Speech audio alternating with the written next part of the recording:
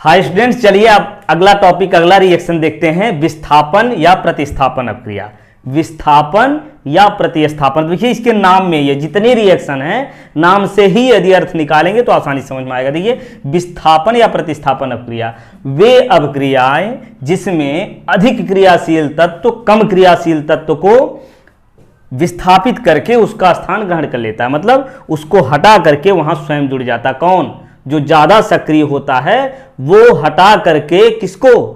कम सक्रिय को हटा करके वहां जुड़ जाता है। यह विस्थापन अपक्रिया कहलाती है या प्रतिस्थापन अपक्रिया भी इसको कहते हैं। ठीक, अब देखिए अब कौन सक्रिय है ज्यादा, कौन कम सक्रिय है। ठीक, इसको समझने के लिए हमको थोड़ा सा आगे वाले चैप्टर में भी ध्यान देना होगा, उसको हम देख लेते हैं थोड़ा जल्दी जल्दी।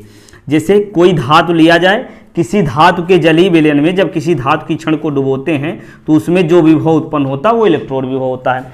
यही काम 25 अंश सेंटीग्रेड के ताप पर जब करते हैं, 1 मोलर सांद्रता के जलीय विलयन में डुबो करके किसको? किसी धातु की क्षण को उसी धातु के 1 मोलर सांद्रता के जलीय विलयन में डुबोते हैं तो उसमें जो विभव उत्पन्न होता है वो क्या होता है? मानक इलेक्ट्रोड विभव कहलाता है।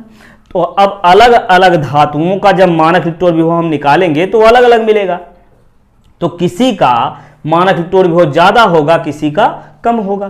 तो मानक इलेक्ट्रोड विभव के बढ़ते हुए क्रम में धातुओं को रखने से जो श्रेणी बनती है उसको विद्युत रासायनिक श्रेणी कहते हैं। ठीक, अब विद्युत रासायनिक श्रेणी हमको याद करना होगा कि जो देखिए जिसका मानक इलेक्ट्रोड विभव कम होगा उसको पहले लिखेंगे, जिसका मानक इलेक्ट्रोड विभव ज्यादा होगा उसको बाद में। ये याद रखिए, काशीनाथ का माली आलू जरा फीके पकाता है,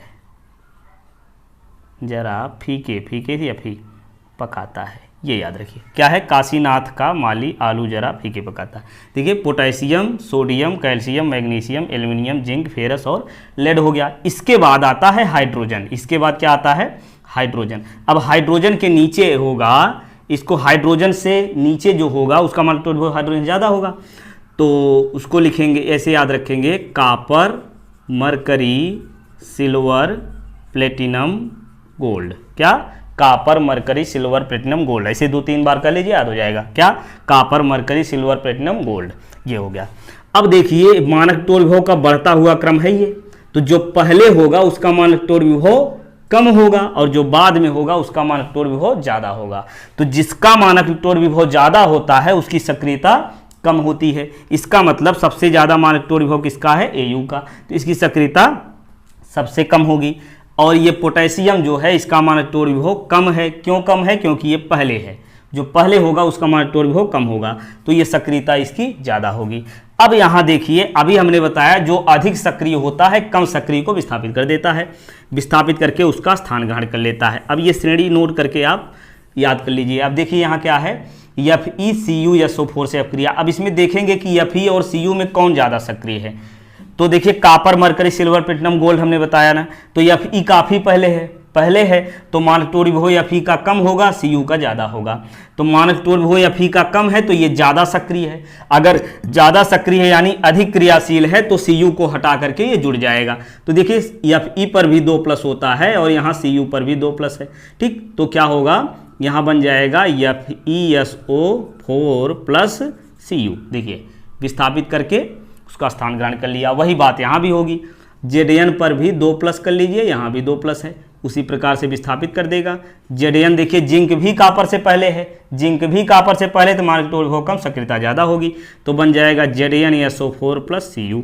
ठीक, अब यहाँ देखिए AgCu में, अब देखिए Ag पहले है कि बाद में? अभी हमने बताया कापर, मरकरी, सिल्वर, तो देखिए कापर पहले है, सिल्वर बाद में है। तो कापर यदि पहले है तो इसका मानक इलेक्ट्रोड विभव कम होगा और सक्रियता ज्यादा होगी। अगर Cu की सक्रियता ज्यादा है, Cu की सक्रियता ज्यादा है और Ag की कम है तो ये कम सक्रिय है, अधिक सक्रिय को नहीं विस्थापित कर पाया जाए।